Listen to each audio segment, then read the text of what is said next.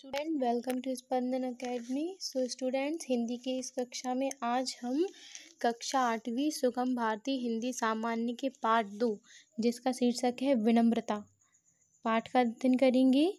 तो बच्चों, विनम्रता का अर्थ क्या होता है आप जानते हैं? मैं आपको बताती हूँ। विनम्रता का अर्थ होता है अच्छा व्यवहार, है ना। हमने देखा है ना, कभी कभार कहते हैं कि कोई भी व्यक्ति मतलब किसी का बहुत अच्छा व्यवहार होता है, हम कहते हैं बताओ ये कितना विनम्र है ना, कितना अच्छा व्यवहार है इसका। तो सब विनम्र व्यक्ति की तरफ सभी और क्या होते हैं बच्चों, आकर्षित होते हैं। तो इसमें जो लेखक जो है इस पाठ में लेखक ने विनम्रता के महत्व पर प्रकाश डाला है। विनम्रता, इसीलिए इस पाठ का शीर्षक क्या रखा गया, विनम्रता रखा गया। लेखक का यह मानना है कि विनम्र व्यक्ति सबकी गरिमा और भावनाओं का समुचित सम्मान करता है और वह अपने से बड़ों के प्रति आदर और अपने बराबर के प्रति समादर और अपने से जो छोटे होते हैं उनके प्रति स्नेह का भाव प्रकट करता है। वह सब में क्या करता है, प्यार बांटता है और मेल मिलाप का वातावरण तैयार करता है। इस प्रकार विनम्रता सभी समस्याओं के समाधान की क्या है बच्चों, कुंजी है। ठीक है, विनम्रता जीवन रक्षक है तो अहंकार क्या है, विनाशक है। तो इस प्रकार यहाँ पर विनम्रता का थोड़ा सार आपको समझाया गया। संक्षिप्त शब्दों में मैंने प्रयास किया कि आपको थोड़ा विनम्रता का सार बता दूं, इस पाठ का थोड़ा सार बता दूं। तो इस प्रकार व्यक्तियों जीवन में विनम्रता व बड़ों के प्रति आदर की भावना जागृत करना इस पाठ का उद्देश्य है। ठीक है, तो आइए हम इसको स्टार्ट करते हैं पाठ को पढ़ना।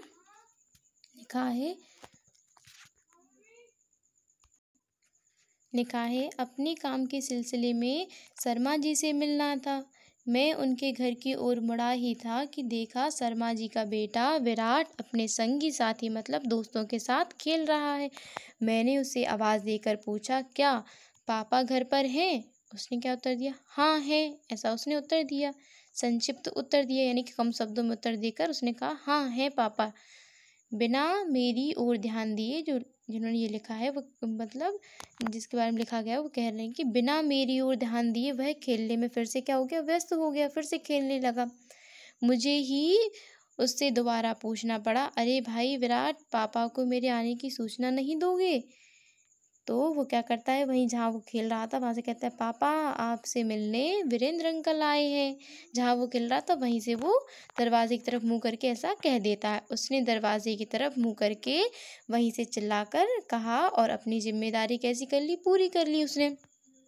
और जो आए थे वो कहते हैं कि मैं ठगा सा दरवाजे पर ही खड़ा रह गया। तब क्या हुआ, उसके बाद आवाज़ सुनकर शर्मा जी की जो बेटी, उसका नाम क्या था, विधु, दौड़ी हुई आई और उसने मुझे बाहर खड़े देखा। झुककर क्या किया, उसने नमस्कार किया और बोली, आइए, पापा तो आपकी ही प्रतीक्षा कर रहे हैं, आपका भेजा संदेश उन्हें मिल गया था। तो फिर वो जो बच्ची थी वो उन्हें अंदर ले गई। बैठाने के बाद अपने मम्मी पापा को कह रहे हैं कि वो जब उसने क्या किया, अंदर ले गई तो उसने पहले बैठा दिया उन्हें एक जगह और आसन पर अच्छे से, और फिर उसके बाद अपने मम्मी पापा को जाकर मेरे आने की सूचना दी और मेरे लिए जल ले आई और बोली, अंकल जल लीजिए। उसका सहज, सुमधुर और शिष्टाचारपूर्ण कथन सुनकर मन को संतोष हुआ। कह रहे हैं कि जो उस बच्ची ने इस प्रकार का जो विनम्र और जो शिष्टाचारपूर्ण जो कथन इस तरह कहा, उसका जो सहज स्वभाव था, उसे देखकर उनको कैसा लगा, संतोष मिला, संतोष हुआ, बहुत अच्छा लगा। वो सोचने लगा विराट पढ़ने में बहुत तेज है और अपने नाम की तरह विराट है, उसका स्वास्थ्य भी अधिक अच्छा है, फिर भी लोगों की प्रशंसा के पात्र कौन है, विधु ही है।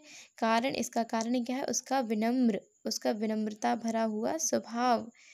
ठीक है बच्चों, आगे लिखा है विनम्रता चरित्र का सद्गुण है। विनम्रता हमारे चरित्र का क्या है, सद्गुण, एक बहुत अच्छा गुण है और सुसंस्कृत होने का परिचय पत्र भी है। और हम अच्छे संस्कारों से संस्कृत किए गए हैं, हम अच्छे संस्कार हमें दिए गए, हमें हमारे परिवार वालों ने अच्छे संस्कार दिए हैं, अच्छे संस्कारों से हमें सुसंस्कृत किया गया है, इसका भी परिचय पत्र है विनम्रता। यह एक ऐसा चुम्बक है जो संपर्क में आने वाले को बरबस अपनी ओर खींच लेता है। तो मतलब विनम्रता किस चुम्बक की भांति, चुम्बक को आपने देखा है ना, वो क्या करता है, लोहे को अपनी ओर आकर्षित करता है। तो इसी प्रकार विनम्रता भी एक चुम्बक की भांति है, जो क्या करता है, जो विनम्र जो व्यक्ति है उसकी ओर जो लोग हैं वो कैसे आकर्षित होते चले जाते हैं। ठीक है, आगे लिखा है विनम्र व्यक्ति की बोली मृदुल, मृदुल मतलब मीठी, मधुर और आचरण शिष्ट तथा भावना निजता से ओतप्रोत होती है। उनकी जो भावना कैसी होती है, विनम्र व्यक्ति की जो भावना जो वह कैसी निजता से ओतप्रोत होती है ना। और आगे लिखा याद रखना होगा दीनता विनम्रता नहीं है होती। इसमें कहा गया है कि ऐसा नहीं है कि आप किसी गरीब को देखें, किसी मतलब दीन को देखें तो उसको कह दे करे ये तो विनम्र है, नहीं। दीन याचक होता है, जो दीन होता है वो कैसा होता है, याचक मांगने वाला होता है। जबकि विनम्र जो होता है, जो विनयी जो रहता है वो कैसा, दाता देने वाले के समान रहता है। वह प्यार बांटता है, जुड़ाव पैदा करता है और मेल मिलाप की पृष्ठभूमि तैयार करता है। उसके मन में विपरीत विचार वालों के साथ भी सामंजस्य बैठाने की धारणा बनी रहती है। यदि कोई विपरीत विचार भी रखता है तो उसके साथ ही वो क्या कर लेता है, विनम्र व्यक्ति सामंजस्य बैठा लेता है। ऐसा विनम्र स्वभाव होता है, ऐसा विनम्रता का अद्भुत गुण होता है। प्रश्न उठता है कि विनीत, विनीत किसको कहा गया है, जो विनम्र स्वभाव का जो व्यक्ति उसी के लिए कहा गया कि विनीत व्यक्ति को पहचानने कैसे, कि हम किस प्रकार विनीत व्यक्ति को पहचानेंगे, उसके कुछ तो गुण होंगे। तो हाँ, यहाँ बता रहे हैं आगंतुक का प्रसन्नतापूर्वक स्वागत करना। आगंतुक मतलब होता है आया हुआ अतिथि, उसका प्रसन्नतापूर्वक अन्य अच्छे खुश स्वभाव से उसका क्या करना, स्वागत करना। यथोचित सत्कार करने में पीछे ना रहना और उसका सही तरीके से सत्कार करना। अपने से बड़ों के द्वारा आसन ग्रहण करने पर ही आसन ग्रहण करना। जब आपसे जो बड़े लोग आए हुए हैं आपके घर में तो सबसे पहले वो आसन ग्रहण कर लें, फिर उसके बाद आप आसन ग्रहण करें। ऐसी प्राथमिक आदतें जो विनीत व्यक्ति की पहचान में सहायता करती है। तो ऐसे ही कह रहे हैं कि ऐसे ही कुछ प्राथमिक आदतें हैं जो विनीत, जो विनम्र व्यक्ति की पहचान करने में हमारी क्या करती हैं, सहायता करती हैं। महिला हो या पुरुष, प्रत्येक की गरिमा और भावनाओं का समुचित सम्मान करना विनयी व्यक्ति की विशेषता होती है। चाहे महिला हो चाहे पुरुष हो, कोई भी हो, वह क्या करते हैं, सभी की भावनाओं का समुचित एक समान समान रूप से सम्मान करते हैं। ये भी उनकी एक क्या होती है, विशेषता होती है। यह सही है कि विनम्रता जब वाणी और व्यवहार में घुली मिली होगी तभी प्रभाव पैदा करने में सक्षम बनेगी। सही बात है कि जब तक हमारी वाणी अच्छी नहीं होगी, हमारा व्यवहार अच्छा नहीं होगा, तब तक विनम्रता प्रभाव पैदा नहीं कर सकती। अतः जब विनम्रता वाणी और व्यवहार में घुली मिली होगी तभी वह क्या करेगी, प्रभाव पैदा करने में सक्षम होगी। आदर प्रकट करने में चूक ना हो, यह सावधानी उसे अवश्य रखनी होगी। बड़ों के बुलाने पर किस प्रकार, क्या है, हाँ, अच्छा जैसे शब्दों का प्रयोग अथवा जवाब नहीं देना उचित नहीं माना जाता। विनम्र व्यक्ति की भाषा में घुली विनम्रता, स्पष्टता और सहजता उसके चरित्र को चमकाने में क्या होती है, बहुत प्रभावशाली होती है। इसलिए जवाब देना ही पर्याप्त नहीं माना गया है। बड़ों के पूछने पर हमें किस प्रकार जवाब देना चाहिए, बड़ों के पूछने पर हमें कैसा कहना चाहिए, बुलाने पर जब कोई हमें बुलाए, कोई हमसे बड़ा हो वो हमें बुलाए तो हमें कहना चाहिए जी हाँ, जी आया कहने का। ऐसा यदि हम कहते हैं तो इसका प्रभाव अधिक अच्छा रहता है।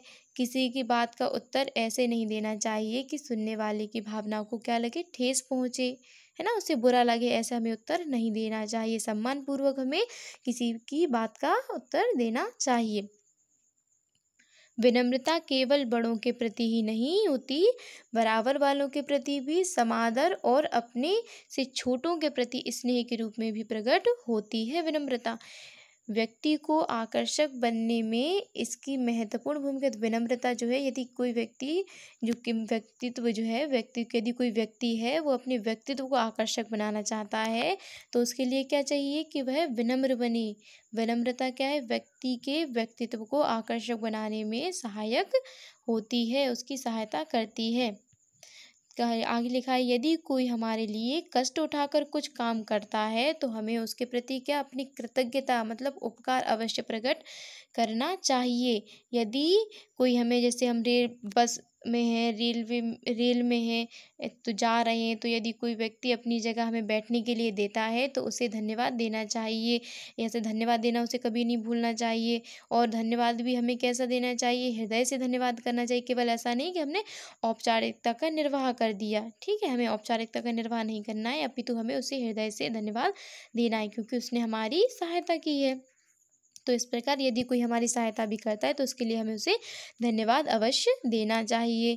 यदि कभी यह अनुभव हो कि जिसके प्रति हम विनीत हैं वह हमारी उपेक्षा कर रहा है अथवा हमारी विनम्रता को हमारी कमजोरी समझ रहा है, तो अपने स्वाभिमान की रक्षा करते हुए उसे उसकी चेष्टा के प्रति सजग अवश्य में करना चाहिए।